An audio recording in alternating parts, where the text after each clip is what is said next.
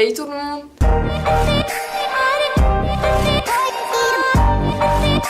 J'espère que vous allez bien. On se retrouve aujourd'hui dans une nouvelle vidéo qui sera une vidéo sur mes produits terminés. Je fais cette vidéo comme ça, je fais pas une vidéo flop ni une vidéo favori.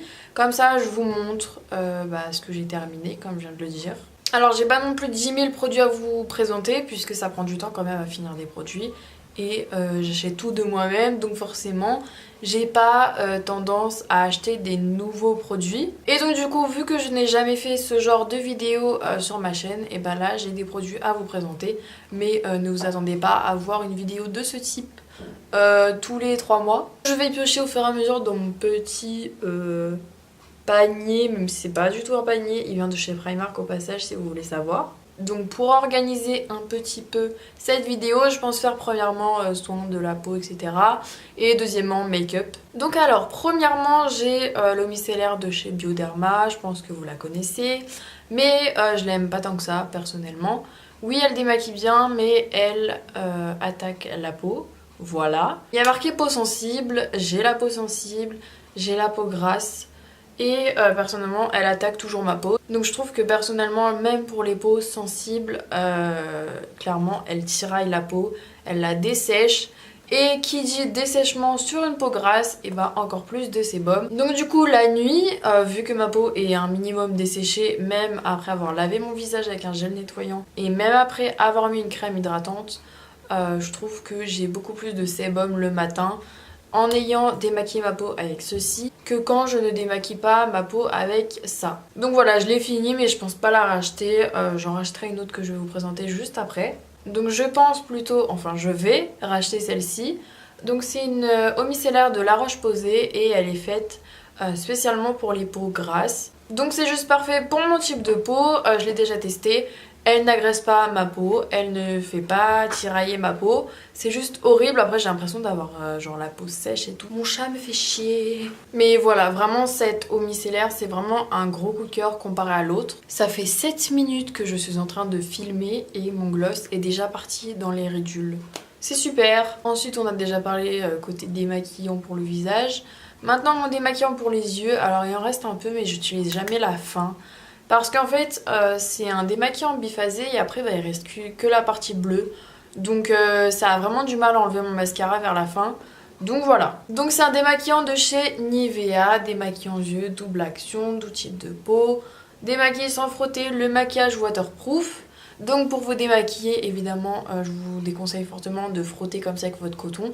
Vous laissez poser, je sais pas, quelques minutes. Donc à faire. Et ensuite vous enlevez votre coton dans le sens des cils et vous vous démaquillez toujours de haut en bas pour ne pas abîmer vos cils en faisant comme ceci. Donc vous pouvez le trouver partout en grande surface. Et j'ai oublié de vous dire, mais les deux eaux micellaires, je les ai trouvées en parapharmacie. Ensuite, j'ai aussi terminé ma crème hydratante favorite de tous les temps. Surtout pour l'hiver, elle est extrêmement bien.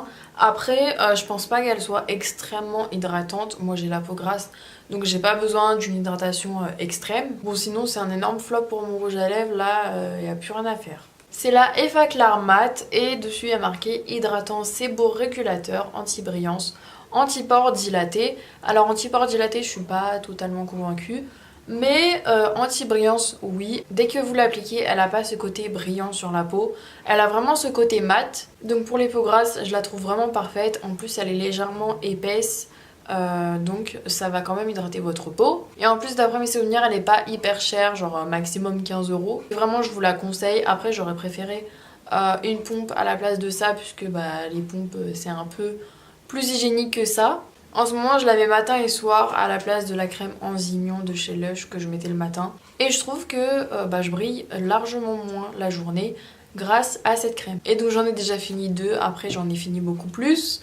Mais depuis que je collectionne entre guillemets mes produits finis, j'en ai déjà fini 2. Ensuite toujours côté soin de la peau, j'ai un masque à vous présenter, c'est vraiment mon masque favori. J'ai beaucoup de favoris là d'ailleurs. C'est le masque Cupcake de chez Lush. Il sent le chocolat. Masque frais pour le visage. Il élimine les excès de sébum et empêche l'apparition d'imperfections. Le beurre de cacao, les graines de lin et le cacao en poudre s'associent aux huiles de menthe verte, de menthe poivrée et de bois de santal. J'ai vraiment vu une différence sur ma peau, genre vraiment.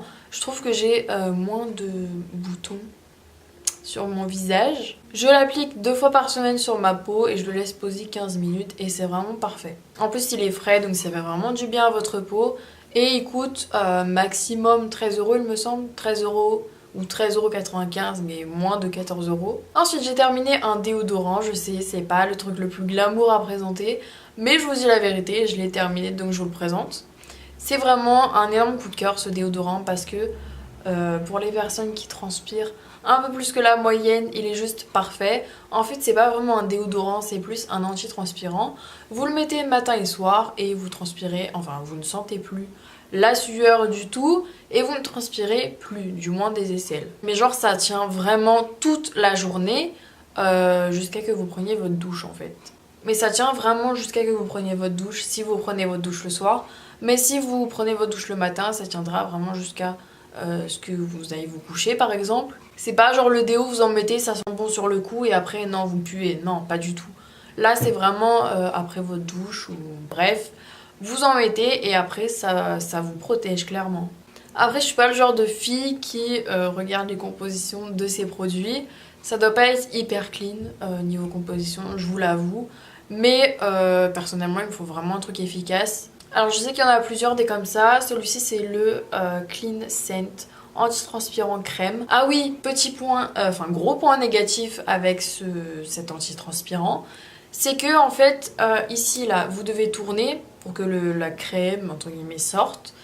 Et en fait si vous avez, je sais pas, si vous mettez un débardeur noir, il y aura obligatoirement des taches blanches au niveau de vos aisselles ici. Ensuite si vous mettez un pull sur le cou, quand vous allez le mettre, on dirait que vous avez des auréoles, mais après ça part, je vous rassure. Mais c'est juste que si vous mettez un habit noir où on voit sous vos aisselles, ça se verra, il y aura vraiment des traces blanches. Et il y a certains hauts à moi qui sont noirs et où il y a toujours un peu de traces blanches. Donc c'est vraiment hyper embêtant. Mais après, si je peux ne plus transpirer, je m'en fiche un peu.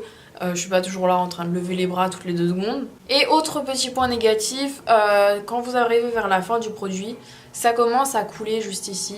Là j'ai mis ma main et j'ai un peu de gras sur mon doigt. C'est dégueulasse. Donc mettez quelque chose en dessous si vous voyez que ça commence à un peu devenir gras parce que des fois ça coule vraiment. Et l'autre jour je voulais en racheter un Leclerc mais j'en ai acheté un défectueux. Genre ici là ça se tournait pas du tout, le truc il était complètement bloqué alors qu'il était rempli, j'ai pas compris. Mais si ça vous arrive, personnellement j'ai encore rien fait, mais je pense envoyer un mail à la marque parce que c'est pas normal, j'achète un truc qui marche pas, mais bref je sais pas comment je vais m'y prendre. Ensuite on passe du côté make-up. Tout d'abord j'ai terminé 2 fois la poudre translucide de chez Sephora. La poudre translucide de chez Sephora, c'est la Beauty Amplifier. Poudre lissante, éclat, moi je la trouve assez bien. Elle matifie bien mais pas dans la durée, donc si vous avez une peau grasse, si vous la prenez c'est pas non plus pour matifier toute la journée, il faudra faire des retouches. Après si on en met un petit peu trop, elle va venir blanchir la peau. C'est un peu embêtant et le gros point négatif, c'est que là comme vous le voyez il en reste autour mais je peux pas le prélever en fait. Je devrais le casser pour le prélever. C'est un peu embêtant mais bon après j'en rachète une autre, c'est pas hyper coûteux non plus. Ça coûte 13,95 €. Après mon anti-cerne elle le poudre genre vraiment extrêmement bien. J'ai jamais vu mon anti-cerne briller au cours de la journée, même le soir, même quand je me démaquille, elle est encore totalement mat. Et ce que je comprends pas c'est que elle matifie extrêmement bien mon anti-cerne que je mets sous les yeux. Mais quand je mets de l'anti-cerne sur le menton, le nez et un peu ici, ça brille tout de suite. Donc je pense que c'est parce que c'est des zones qui ont tendance à briller. Mais sinon pour l'anti-cerne je trouve qu'elle est parfaite. Elle assèche très légèrement le contour des yeux mais c'est pas non plus quelque chose de ouf. Donc ouais je la rachète à chaque fois. Et je trouve qu'elle est super bien pour son prix. Ensuite pour aller avec la poudre, j'ai terminé au moins 3 fois l'anti-cerne de chez Sephora. Je pense qu'il y a un monsieur qui m'énerve dehors avec son souffleur pour les feuilles. Il y a toujours un élément perturbateur dans mes vidéos, c'est n'importe quoi. Bon, je suis sincèrement désolée pour le bruit de fond. Non, maintenant je peux pas faire une vidéo avec ça. Mais stop, putain. Donc j'ai terminé 3 fois mon anti-cerne de chez Sephora. C'est le anti-cerne haute couvrance fini naturel et je l'ai en teinte natural. Il est un peu trop orangé pour moi, enfin je sais pas ce que vous en pensez, mais par rapport à ma peau, il est un peu trop orangé, mais par rapport à mon cou ça va, donc c'est un peu bizarre. Donc comme vous le savez, je ne mets pas de fond de teint, donc je mets que ça, et donc du coup il se finit extrêmement vite. Après il coûte pas extrêmement cher et je le trouve assez bien. Niveau couvrance, c'est pas non plus une couvrance extrême.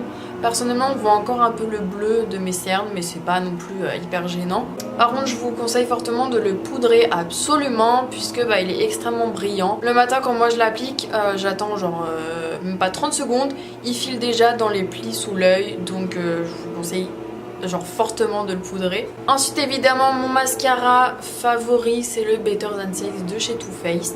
Comme vous voyez, il n'y a pas énormément de flop. Hein. Il coûte un peu cher, c'est vrai, il coûte genre 23 ou 24 €.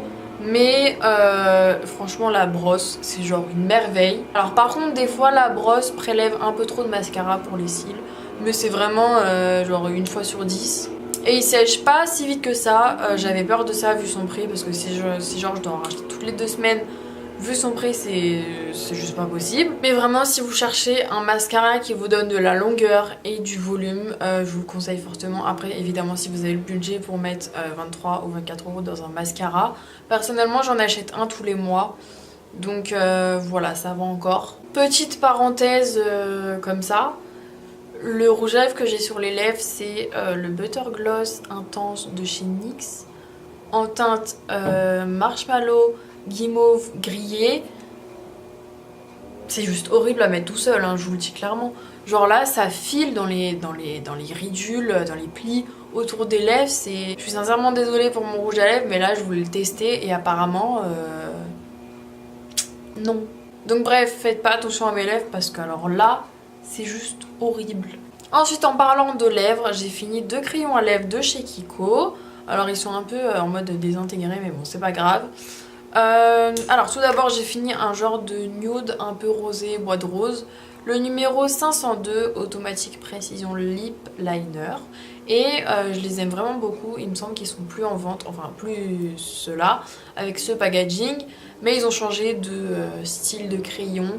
Donc je pense qu'il est encore dispo, enfin la même couleur. Et vous voyez, je l'ai vraiment fini quoi, genre vraiment. Je pensais jamais finir des crayons à lèvres ou même des rouges à lèvres dans ma vie. Mais apparemment, c'est possible. Ils sont mat également, ils tiennent vraiment extrêmement bien, ils sont homogènes quand on les applique, parce que c'est pas le cas de tous les crayons à lèvres, je peux vous le dire. Donc celui-ci c'est le numéro 02, et ensuite j'ai fini de la même gamme de crayons à lèvres, celui-ci, un genre de fuchsia. Je m'en servais pour faire uniquement le contour des lèvres, pardon, et l'autre je le mettais en entier sur mes lèvres. Donc celui-ci c'est le 506 et j'aimerais bien le retrouver dans la nouvelle gamme. Enfin la nouvelle gamme, l'autre gamme qui remplace celle-ci, parce que c'est vraiment un indispensable, un genre de fuchsia comme ça. Mais je suis dégoûtée quand même qu'ils aient changé un peu enfin légèrement la formule, puisque cela était vraiment parfait. Donc celui-ci c'est le numéro 506, je sais plus si je l'ai dit. Et donc avec ce crayon, je mettais toujours ce rouge à lèvres. C'est un de chez Kiko, c'est de la collection Matte Muse Lipstick. Donc il n'est plus disponible puisque c'était une collection limitée d'il y a... C'était mon tout premier rouge à lèvres en fait, pour tout vous dire. Et je le trouve juste genre parfait pour les châtains, brunes comme moi. Ça fait vraiment ressortir les yeux et les cheveux. Et j'aime beaucoup trop. Et j'ai pas de rouge à lèvres mat comme ça, liquide, qui lui ressemble.